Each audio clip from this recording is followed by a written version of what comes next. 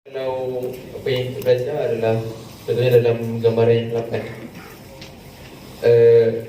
harga dia dalam gambaran masjid. Jadi kalau contohnya macam rumah wilayah contohnya imam dekat bawah makmum kat atas.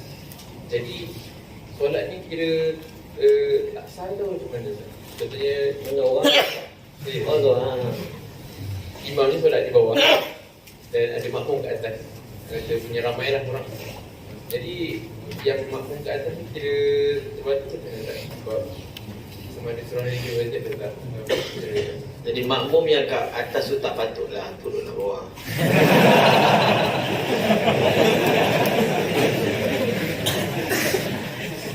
Oh, ini contoh ramai lah. Ramai. Sebahagian ulama dia tak suka apa ni, speaker. Dia kata speaker ni mudarat kan. Sebab apa? Satu, bila ada kuliah, dia ada speaker ada lepak bilik. Dengar juga kan. Jadi kita tutup speaker, siapa yang nak dapat dia turun, oh dengar. Itu faedah mematikan speaker. Okey. Contohlah ramai semayang semua tangga kat situ kan. Tangga dekat situ. Jadi memang tak sah. Sebab dia syarat dia. Oh, sekejap. Tangga dekat mana? Tangga dekat situ. Dia syarat dia nak sampai kepada imam ini. Imam sebagai depan kan. Nak sampai kepada imam, hendaklah apa ni, melalui laluan yang tidak berpaling daripada kiblat. So kalau daripada tingkat atas tu, kalau nak turun bawah, berpaling ke tak? Itu je tanya soalan. Kalau berpaling tak boleh. Kalau tak berpaling boleh. Macam mana? Selalu laluan ni? Berpaling kan? Maka tak boleh. So apa solusi dia? Dia memang akan berlaku ke supaya melimpah? Maksudnya ada besar tadi. Dia punya bilangan tu. Memang kalau semayang ke semua semayang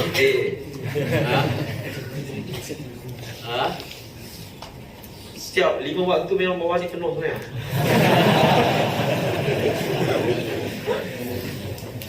Tak penuh kan? Siapa nak penuh kan?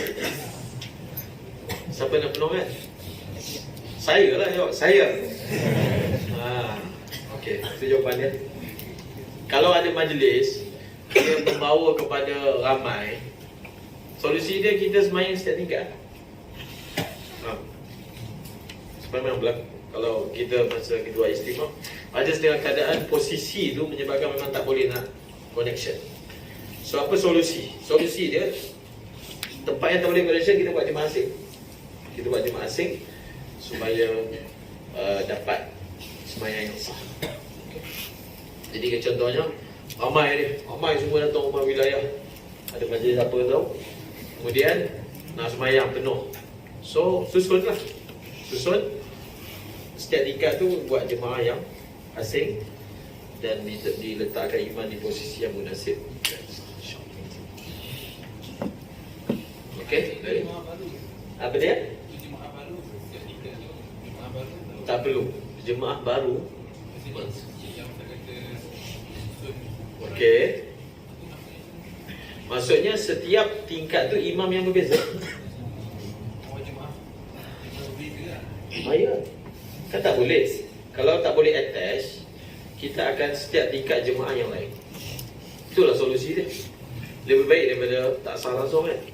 Maka kita susun begitu. Ataupun semayang giling-giling, yang mana yang menjimatkan masa dah habis ni keluar, masuk yang baru. Itu juga solusi kan. Yang mana satu nak pilih, ikut kesesuaian. Lagi? Assalamualaikum warahmatullahi wabarakatuh. Saya ingin bertanya, contoh reka bentuk di Malaysia, dia ada dewan solat bersama. Jadi untuk kita mengira luar kawasan Dewan Utama Solat itu ialah masih dalam masjid, adakah berbeza ialah selagi mana berada di dalam kawasan wakaf tanah masjid?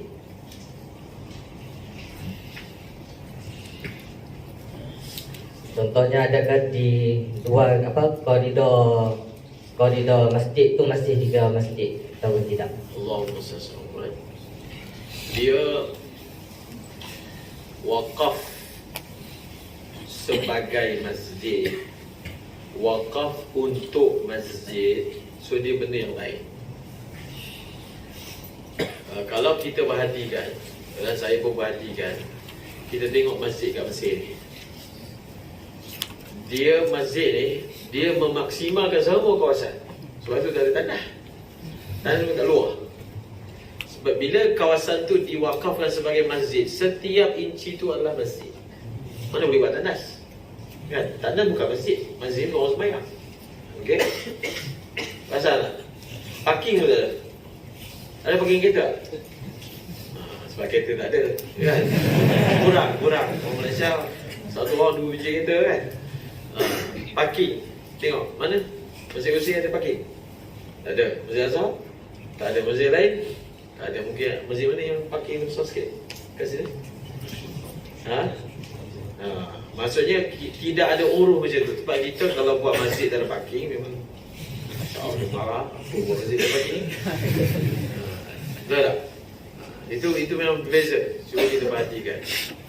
Dan masjid mesti ada tandas, masjid yang dalam kawasan. Sebab itu orang yang wakafkan, dia wakaf tanah untuk masjid, dimaksud dia, saya wakafkan tempat ini untuk masjid dan fasilitisnya. Maksudnya dan marafiqnya, kemudahannya. So, kemudahan masjid apa? Yang tempat kita punya uruf adalah parking. Sebab parking orang tak semayang. Ialah secara umumnya dia semayang waktu melimpah lah, tapi dia bukan tempat yang asalnya untuk semayang. Ada tandas, makan. Kalau masjid lain ada library lah, ada dia makan lah. So, jadi bila soalan ni kita tanya Syekh di Yaman, kawasan yang dihukum masjid, so bila tanah tu diwakafkan sebagai masjid, maksud orang yang wakaf tu adalah bersama marafiq. Sebab kalau dia wakaf sebagai masjid dengan erti kata hukum masjid, tandas tak boleh buat, kan? Parking pun tak boleh buat, kan? Kalau tempat parking tu hukum masjid, orang haid tak boleh masuk. Faham? Orang haid tak boleh masuk. Betul tak? Tapi tempat parking bukan hukum masjid. Dia dipanggil, dia adalah tanah milik masjid tapi bukan masjid. Faham? Itu dipanggil wakaf untuk masjid, untuk kegunaan masjid. Sebagai masjid, yang itu yang akan mengambil hukum yang kita bincangkan tadi. Maksudnya pemahid dia masuk, soalan ni yang mana? Soalan dia tanya yang tu lah. Jadi Syekh kata, masa dibuat masjid, dibuat apa? Ditentukan arkitek dia. Mana-mana kawasan yang ditentukan sebagai tempat solat, maka kawasan itu hukumnya adalah masjid. Kawasan itu memang dilakar dalam lakaran sebagai tempat orang solat. So tempat solat ni, dia bukan dewan solat je. Luar pun adalah tempat solat. Cuma dewan solat tak kapet, kan? Tapi luar tu masih dibuat sebagai tempat solat. So luar itu pun juga hukumnya masjid. So kalau dibuat dalam masjid, dalam lakaran tu ada macam-macam alam, kan? Dia ada library, dia ada dewan, kan? Mungkin dia ada buat koridor, dia buat koridor harim, just tempat orang lalu. So yang tu bukan hukum masjid. Harim bukan hukum masjid. Kalau walaupun library tu atas dia masjid, maksudnya atas dia orang sembahyang, kan? Tapi oleh kerana kawasan tu dilakar bukan untuk solat, maka dia tak jadi hukum masjid. Jadi begitulah. Kawasan yang dewan solat itu masjid, yang luar tu pun adalah masjid dihukum sebagai masjid, yang disebut sebagai rahbah. Rahbatul masjid yang kita sebut sebagai apa? Beranda, kan? Beranda itu pun hukumnya masjid. Rahbatul masjid. Wallahualam. Dia akan berbangkitlah masa nak kahwin, kan? Kahwin buat kat masjid. Jadi pengantin tu uzur. Macam mana? Nanti tu tak uzur, kawan dia nak datang tengok juga. Nak tengok kan. Jadi macam mana? Masih kena jagalah. Jadi sebab itu walaupun sebenarnya Nabi SAW bersabda, a'linun nikah fil masajid wadribu alaihi biduf, kan? Elanlah nikah, buatlah kat masjid.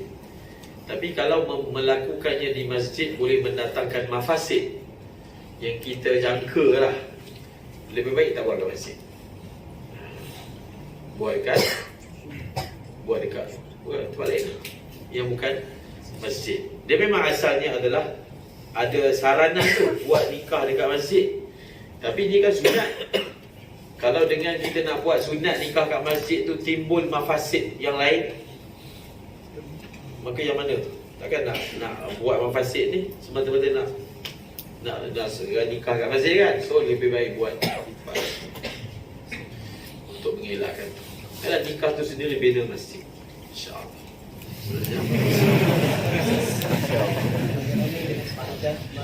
Assalamualaikum warahmatullahi wabarakatuh.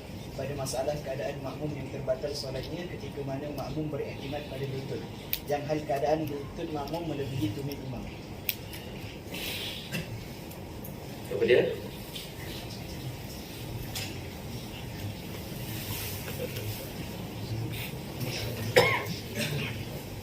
Ma la yughtafaru fil ibtida'.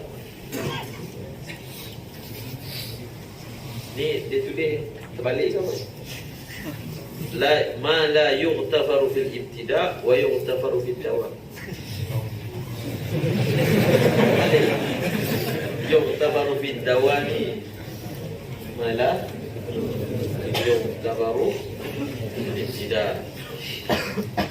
Bagaimana dengan kaedah pada masalah keadaan makmum terbatal solatnya ketika mana makmum tadi itulah yang soalan yang kita bagi tunjuk tadi tu kan. Maksudnya yang saya fahamlah apa yang cuba disampaikan oleh yang bertanya ni. Tadi Ustaz sebut yughtafaru fi dawami ma la yughtafaru tidak. Maksudnya kalau perkara tu berlaku kat tengah-tengah, dimaafkan, dia jangan daripada awal macam tu kan. Tapi tadi ada surah tengah-tengah solat berlaku keadaan apa? Taqaddum, tak kisahlah lutut ke mana ke, mana kawasan bahagian tubuh yang tak boleh didahulukan tu didahulukan, tapi berlaku tengah solat. Adakah dipraktiskan kaedah ni juga ataupun kalau berdasarkan yang kita tunjukkan tadi perkaedah ni tidak dipraktikkan macam tu kan? Siapa tanya soalan ni? Macam tu ke maksud yang nak tanya? Kenapa tak pakai kaedah tu dan kita hukum batal? Begitu ke? Siapa boleh tanya soalan ni? Sikit. Dia begini, perkara yang membatalkan solat ni pada zatnya. Kalau nak bagi contoh kan, masa dia awal solat dia ada wudu, tengah solat tak ada wudu, yu'tabaru bid'ah.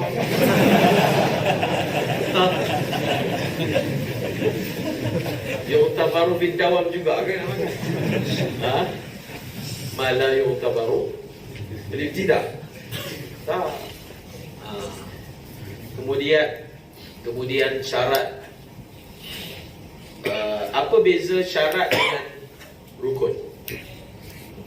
Syarat ni adalah sesuatu yang kena ada secara dawam. Daripada awal solat sampai habis solat. Beza dengan rukun. Betul tak? Adakah sepanjang solat kita baca Fatihah? Tak kan? Jadi baca Fatihah bukan dia berada sepanjang solat. Tapi lima syarat solat, menghadap kiblat, tutup aurat, apa semua tu, itu dia kena ada pada awal sampai habis. Itu antara syarat-syarat apa? Syarat-syarat Allahumma salli ala sayyidina Muhammad, perkara yang syarat-syarat yang perlu diraihkan. Antara syarat solat juga, setengah tidak sebut 5, ada sebut macam contoh di Muhammad sebut 8 pun. Disebut antara syarat-syarat solat menjauhkan diri daripada melakukan perkara yang membatalkan solat. Itu pun dimasukkan juga dalam syarat solat. Dalam Muqaddimah Hadramiyah dia tak berwasi, dia tak buat tajuk khas mubtilatus solat, tapi dia buat dhimnan dalam tajuk salah satu daripada syarat solat menjauhkan diri daripada perkara yang membatalkan solat. So oleh kerana dia syarat, maka dia mesti kena ada daripada awal sampai habis. Jadi samalah juga syarat-syarat ni yang tadi kita sebut kaedah tu pun bukanlah berlaku kesepakatan di kalangan ulama. So tidak mendahuluinya makmum depan imam ni, dia adalah syarat sah solat. Dia memang syarat sah tidak sekaligus syarat sah sembahyang. So bila dia syarat sah sembahyang, dan dia adalah core kepada syarat. Kalau yang tadi tu kan, syarat tangga tu dia adalah pecahan daripada syarat asal, iaitu imam dan makmum berada dalam tempat yang sama. Lepas tu dia ada syarat kecil dia, yang masalah tidak berada oleh makmum di hadapan imam, dia adalah syarat utama. Dia adalah syarat tidak sekaligus boleh kita katakan syarat sah sembahyang. So oleh kerana dia syarat sah sembahyang, makmum berada di belakang imam adalah syarat yang perlu diraih pada awal dan akhir. Tidak terpakai yuqtafaru fid dawami ala yuqtafaru fil ibtida'. Assalamualaikum warahmatullahi wabarakatuh. Sedikit nak tanya pasal sutuh. Sutuh di antara jarak di antara imam dengan makmum yang ada di sutuh. Adakah ada jarak dia ataupun sekiranya sutuh ada bertingkat?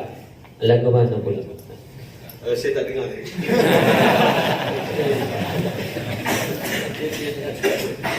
Apa sekali? Jarak di antara sutuh dengan imam. Sekiranya sutuh ni bertingkat, adakah boleh lagi kau zaman Ustaz? Sutuh masjid ke sutuh bukan masjid? Kalau sutuh tu masjid, Tak ada syarat jarak. tak syarat. Sekiranya bukan masjid, Kalau masjid kan tak ada syarat jarak. maksudnya walaupun dia banyak tingkat, masih lagi lah boleh. Boleh. Dengan menaikkan syarat tu boleh sampai kepada imam. Kalau masjid tak ada isu jarak. Kalau masjid hanya isu apa? Boleh sampai kepada imam. Tu main tingkat 10 atas, imam kat bawah. Boleh tahu pergerakan imam berdasarkan soft yang bersama-sama, dan apa? Boleh sampai kepada imam, dan pintu tangga tu semua dikira masjid, bukan tangga di luar masjid dan sebagainya. So kalau begitu hukumnya adalah sah. Masjid 3 tingkat, masjid 4 tingkat kan. So jarak tak ada isu. Kalau bukan masjid, jarak ada isu. Tapi kita dah sebut dah, jarak itu iktibarnya adalah bukan makmum ke imam. Contohnya makmum 3-3, adakah dia kena iktibar makmum tu dengan imam yang tingkat apa? Tingkat 1. Dah. Maksudnya yang iktibarnya saf yang paling akhir, yang atas dengan imam, dan saf itu saf, maka makmum tu dengan apa? Dengan imam tadi tu tidak jauh daripada jarak yang disebutkan. Dan itu pun kalau laluan dia itu tidak berbelit-belit. Sebab kalau dia bukan bangunan, bukan masjid, dia biasanya payah. Sebab syarat dia boleh pergi kepada imam tanpa berpaling kiblat. Tengok macam mana tangga dia, macam mana tangga dia straight je tu. Ataupun ada corner tepi je, tak perlu berpaling kiblat. So kalau keadaan tangga tu macam tu, maka sah. Dia sebenarnya kalau keadaan macam tu, kita jangan sembahyang satu jemaah. Kalau sah pun tak dapat pahala jemaah sebab jauh. Faham tak? Kalau sah pun tak dapat pahala jemaah sebab jauh. Kita akan terpisah dengan apa tangga, kecuali kalau dia susun tanpa terpisah. Sebab dia kalau pisah sampai 3 hasta antara satu saf dengan saf yang lain, dia akan apa? meluputkan pahala jemaah. So kalau tak ada apa-apa point untuk jemaah tu satu je, kok kata yang imam tu Jibril ke, semua nak makmumkan dia. Jadi kalau imam tu Jibril tu yang Mesir lah, Jibril, Syekh Jibril. Mesir ke Syam? Syekh Jibril Mesir ya? Jadi imam masjid Amr bin As. Bukan Jibril malaikat tu. Faham tak? Gitu. Bismillahirrahmanirrahim. Maulana, saya ada satu soalan lagi berkaitan dengan takdir tadi. Bila mana kita takdirkan kalau seorang makmum untuk sampai kepada imam dalam masjid, dia perlu untuk melepasi imam, mendahului imam dalam kedudukan, maka tidak sah iktidak. Begitulah. Disebabkan dia melakukan perkara yang membatalkan jemaah ataupun syarat solat. Tapi kenapa bila mana makmum perlu untuk sampai ke imam, dalam nak sampai ke imam perlu untuk membelakangi kiblat, masih sah sekalipun dia melakukan perkara yang membatalkan solat Secara takdir. Secara takdir.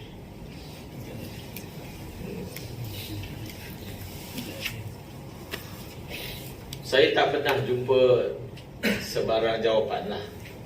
Maknanya iskal ni dibangkitkan, kemudian ada ulama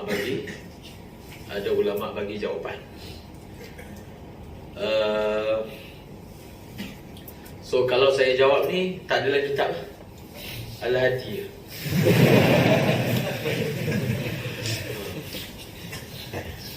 Jadi yang saya sebut tadi, masalah takdir tadi kan, takdir. Maksudnya secara takdir dia akan taqaddum alal imam kan. Yang tadi pun saya dah sebut,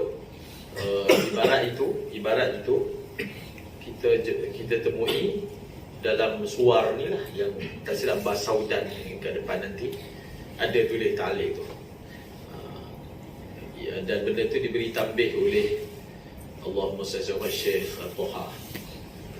Itu kira kali pertama saya dengar dan ada catatan lah. Okey. Dalam kita kena faham, permasalahan ini adalah permasalahan connection antara imam dengan makmum. Itu dia punya core masalah dia. Dan itu adalah perkara pertama yang diraihkan. Jadi antara syarat connection antara imam dan makmum ni adalah apa? Adalah makmum tidak berada di hadapan imam. Jadi bila makmum tidak berada di hadapan imam, itu adalah syarat.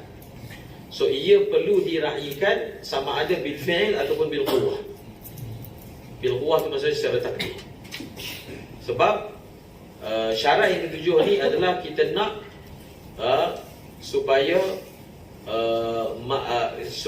imam dan makmum itu dikira pada satu tempat, dan mereka itu dikira walaupun secara takdir meraihkan apa? Meraihkan syarat qudwah. Antara syarat qudwah adalah apa? Adamu taqaddumil imami alal makmum. Faham tak? Kenapa syarat itu diraihkan? Sebab memang perbincangannya adalah soal imam dan juga makmum. So itu adalah salah satu daripada syarat. Meraihkan secara takdir itu bukan poin dia. Bukan semua perkara diraihkan secara takdir. Kalau nak raihkan secara takdir, kalau makmum berjalankan imam berapa puluh langkah batas, main lah. Berat 3 kali turut. Diraihkan ke tak, itu tak termasuk kan. Kita kira apa? Kita kira yang tadi tu kan, pergerakan kepada imam. Kemudian kenapa masjid dengan bukan masjid tu dibezakan? Kenapa? Kenapa nampak masjid tu kira macam longgar? Sebab masjid ni dia memang sifat bangunan dia dibina untuk orang berhimpun sembahyang. Dia adalah apa? Diguna sebagai orang berhimpun sembahyang. Jadi siapa-siapa yang duduk dalam bangunan itu, mereka dikira berhimpun di tempat yang sama. Sebab tempat itu keseluruhan kompleksnya memang dibina untuk solat. So bila dibina oleh solat, maka juzuk mana pun dia duduk, maka mereka semua dikira masjid ni. Sebab masjid ni dia ala hukmin wahid, dia atas satu hukumnya. So kita duduk kat juzuk mana masjid pun, kita akan berada dalam hukum masjid. Bila berada dalam hukum satu masjid, maka dia boleh dikira meraihkan syarat kedua-duanya berkumpul dalam tempat yang sama. Okey. Tapi bila bangunan itu bangunan yang sama. So tak perlu nak ditengok masalah makmum itu macam mana dia boleh sampai ke, tak boleh sampai ke. Sebab apa? Semua bangunan itu dikira apa? Dikira satu tempat sahaja. Cuma syaratnya jangan sampai ada dinding yang menghalang boleh pergi. So, bila ada dinding yang menghalang boleh pergi, maka dia telah memisahkan dua bangunan itu sebagai satu. Maksudnya dia asalnya satu hall masjid. Tapi bila kita letak dinding, maka dinding itu telah memutuskan hukum. Daripada satu hall itu dikira satu je kawasan, tapi dinding telah menjadikan dia dua kawasan. So bila dinding itu telah menjadikan mereka berada di dua kawasan, maka mereka dikira tidak meraihkan syarat. Hendaklah kedua-duanya berkumpul di dalam satu tempat kan. Tapi kalau kawasan itu dia bukan masjid, dia dah jadi lain. Dia dah jadi lain. Maka syarat boleh pergi kepada imam itu diletakkan syarat yang lebih ketat, iaitu dia boleh pergi kepada imam dalam keadaan tidak perlu berpaling daripada kiblat, supaya untuk dihukum mereka berdua tu satu tempat. Sebab kalau dia nak pergi kepada imam kena berpaling kepada kiblat, maksudnya dia terpaksa membatalkan solat dia. Dia nak pergi kepada imam, dia kena lalu jalan yang dia sembahyang dia batal, kan? Jadi sembahyang dia batal, jadi tempat dia dengan tempat imam dikira bukan tempat yang sama. Sebab dia nak pergi kepada imam terpaksa batalkan solat. Tapi kenapa syarat tu tak ada kat masjid? Sebab masjid ini bunya lijtima' fis salah. Dia seluruh kompleks itu dibina untuk berkumpul. So hukum itu tak perlu diraihkan. Walaupun dia nak pergi terpaksa pusing, semua kawasan sudah dihukum. Tapi yang untuk yang bukan masjid, syarat tidak berpaling daripada kiblat itu supaya untuk menghukum connection antara kawasan imam dengan makmum, sekira-kira dia boleh pergi kepada imam terus dalam keadaan solat tak batal. Dia boleh apa? Pergi kepada imam terus. Kalau dia nak pergilah, dia berjalan 3 langkah, tak berturut-turut, jalan-jalan, dia nak sampai kepada belakang imam tu boleh sampai dalam keadaan sembahyang dia tidak batal. Jadi itu yang saya boleh terangkanlah. Sebab-sebab kenapa diraihkan. Dia bukan takdir tu point asal dia, tapi masalah benda apa yang kita kena raihkan dalam takdir itu kerana konteks-konteks yang saya sebut tadi. Wallahu a'lam. Kita buka satu soalan untuk akhwat kalau ada. Boleh bacakan soalan. Assalamualaikum Maulana. Dekat sini ada 6 soalan.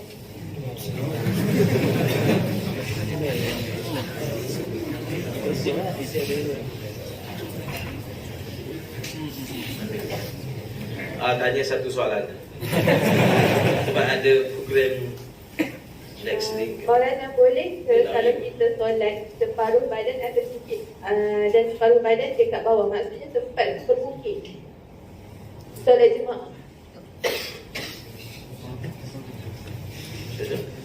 Separuh badan kat bawah,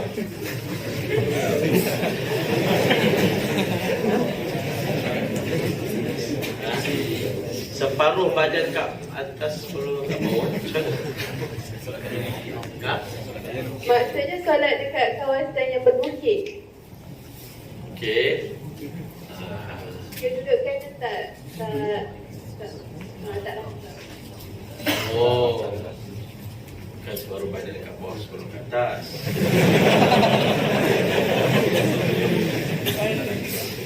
Maksudnya Maksudnya dia semayang condong lah. Ya. Condong. Separuh tu. Macam semayang. Faham kan? Separuh badan tu. Maksudnya dia punya kedudukan badan dia tak stable lah. Dia bukan berdiri di atas tanah rata. Gitu kan? Ya. Ataupun dia semayang mungkin nanti bila sujud tu dia akan berlaku lah kan. Boleh sujud ke? Tak tungging. Boleh sah. Selagi mana orang itu dikira berdiri, maka semayang sah.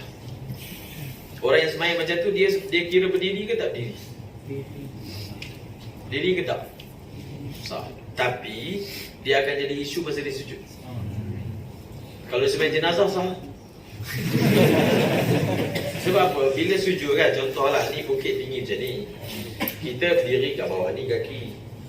So nanti bila kita sujud, kepala kita dia jadi lagi tinggi daripada punggung. Kepala tinggi punggung lah. Sebab gini, kecuali kalau dia semayang ke bawah ni, dia akan jadi kepala dia ke bawah. Dia akan jadi masalah masa sujud. Bila sujud, salah satu syarat sujud an tartafi'a asafiluhu ala a'alihi. Hendaklah bahagian bawah lebih tinggi daripada bahagian atas. Bawah ni punggung lah, pinggul apa semua. So kalau kita semayang sama rata ataupun bahagian bawah lagi rendah daripada bahagian atas, maka semayang jadi tidak sah. Itu jawapan dia. Masa berdiri sah, nanti bila sujud batal. Bila sujud semayang dia jadi batal, kecuali kalau dia semayang jenazah. Dan jenazah sah. Terima kasih Maulana.